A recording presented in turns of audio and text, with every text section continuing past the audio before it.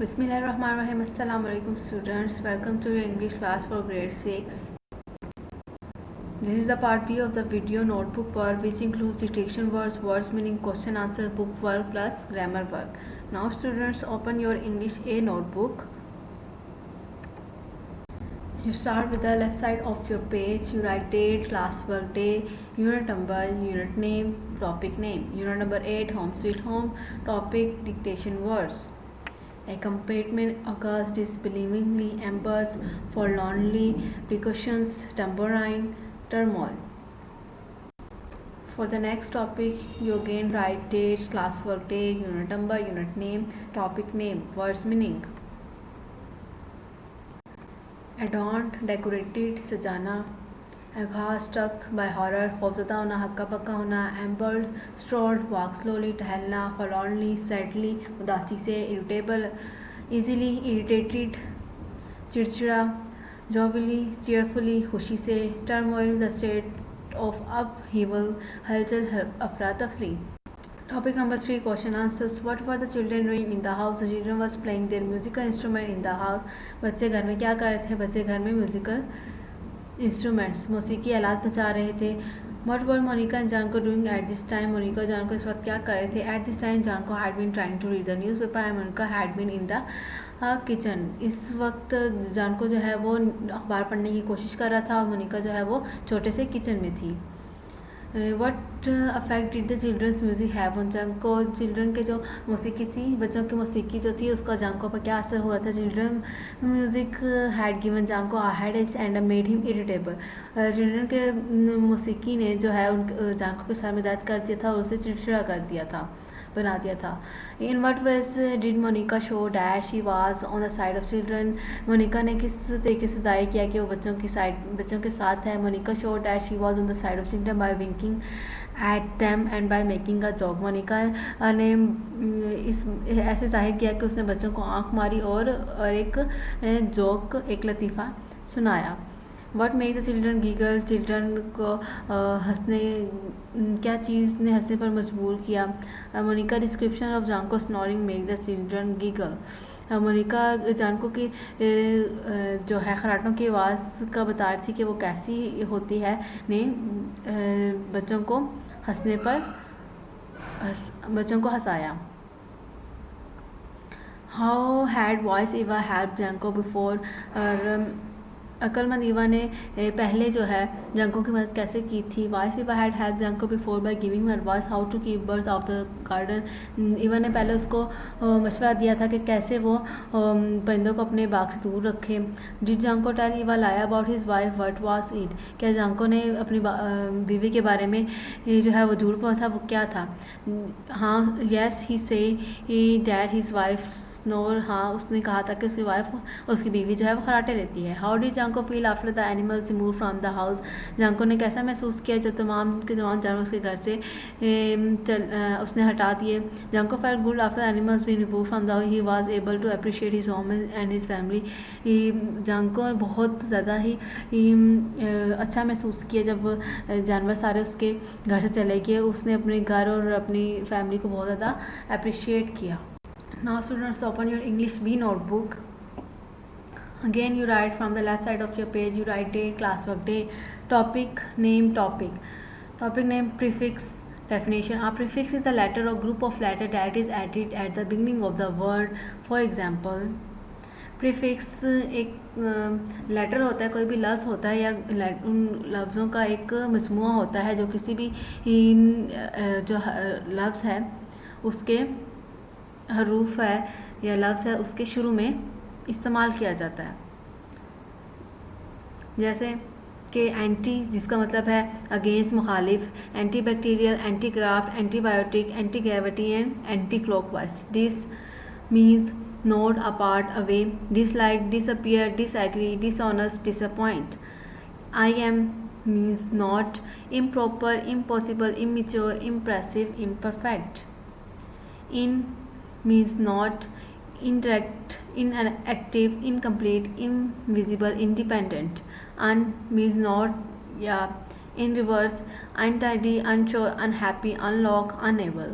D means down or off, away from. devalue, deactivate, debug, degrade, deduce. Pre means early, before, preview, preschool, prearrange, prepaid, preload. Re means again, again and again, rewind, remix, remove, repay, replay. Co means joint, jointly, co-worker, co-pilot, cooperation, coexist, co-sign. For means before, forehead, forecast, foresee, forward, foremost. Next topic is suffix. Suffix are the letter or group of letter added to the ending of the word to change the meaning or functions.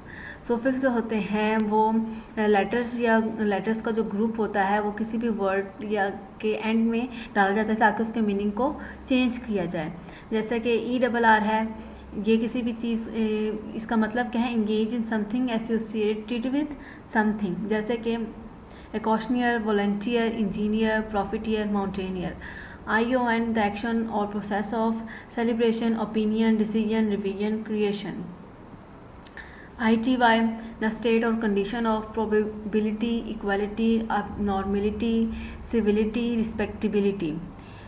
Meant the action or result of movement, retirement, abandonment, establishment, refreshment.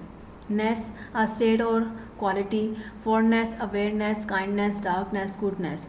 Or a person who is something, distributor, investigator, translator, conductor, horror. SION state or being, depression, confusion, tension, compulsion, compression. Ship position held, worship, ownership, courtship, internship, friendship. TS state or quality, strength, labyrinth, depth, warmth, length. AL pertaining to theatrical, natural, criminal, seasonal, accidental. The next topic is part of speech. Types of noun. There are 5 types of noun. Proper noun. A noun is the name of a special person, place or thing. For example, Quaid-e-Azam, Quran Majeed, Iran. Proper noun किसी भी ख़ास जगह या चीज़ या आदमी के लिए इस्तेमाल होता है, जैसे कि Quaid-e-Azam, Quran Majeed, Iran. Common noun. A common noun is the name of a person, place, thing is called common noun. किसी भी आम आदमी, जगह, चीज़ के नाम को हम कॉमन नाउन कहते हैं, जैसे कि boy, chair, city. Countable noun. Countable nouns और count nouns are those that refers to something that can be counted. They have both singular and plural forms. Countable noun ऐसे नाउन्स होते हैं जिनको हम गिन सकते हैं और ये दोनों सिंगुलर भी होते हैं, प्लूरल भी होते हैं. फॉर एग्जांपल कैट का है cats, women, womens, country, countries. इन तीनों का हम गिन सकते हैं, इसलिए ये काउंटेबल नाउन्स हैं. उसके बाद आ जाता है uncountable nouns. Uncountable nouns. Uncountable nouns ऐसे नाउन्स होते हैं जिनको हम गिन नहीं सकते, जिनका गिनना बहुत मुश्किल होता है, जैसे कि हवा, पानी, रेत. Abstract noun. एब्स्ट्रैक्ट नाउन जो होता है वो किसी भी स्टेट या एक्शन ज़ाहिर करता है, क्वालिटीज़ ज़ाहिर करता है, एक्शन या स्टेट्स की. यानी कि कोई भी काम किया है तो वो कैसा किया है. जैसे कि अगर किसी भी काम की क्वालिटी है कि वो बहादुरी से किया गया, ईमानदारी से किया गया है या रहमदिली से किया गया है. स्टेट कोई भी ये जो सूरत हाल है, वो सिकनेस है, बीमार है, मर गया है, या सख्त है या सॉफ्ट है, नरम है. एक्शन मतलब कि कोई भी काम, जैसे हम काम कर रहे हैं, लिख रहे हैं, चोरी कर रहे हैं, भाग रहे हैं. ये सारे होते हैं एब्स्ट्रैक्ट नाउन. कलेक्टिव नाउन वो होते हैं जो हम इकट्ठा एक पूरे ग्रुप को ज़ाहिर करता है, किसी भी पीपल के, एनिमल्स के या थिंग के. जैसे gangs of thieves, a fleet of sheep, a flock of birds. जैसे कि चोरों का पूरा गैंग जो होता है, शिप्स की पूरी जो फौज होती है समंदर में, या बर्ड्स के पूरे होल जो होते हैं. Compound noun. Compound noun is a noun that is made up of 2 और मोर वर्ड्स. जो 2 या 2 से ज़्यादा वर्ड से मिलकर बनता है नाउन, उसको कंपाउंड नाउन कहते हैं. जैसे toothbrush, football, blackboard, sunrise, haircut. Toothbrush में टूथ मतलब हमारे दांत, ब्रश मतलब ब्रश, फुट मतलब हमारे पाँव, बॉल मतलब गेंद, ब्लैक मतलब काला, बोर्ड मतलब दीवार पे जो हमारा बोर्ड होता है वो, सन मतलब सूरज, राइज मतलब निकलना, हेयर मतलब बाल, कट मतलब कटवाना. So students, this is the end of our week 11th work which includes reading and notebook work. Allah Hafiz.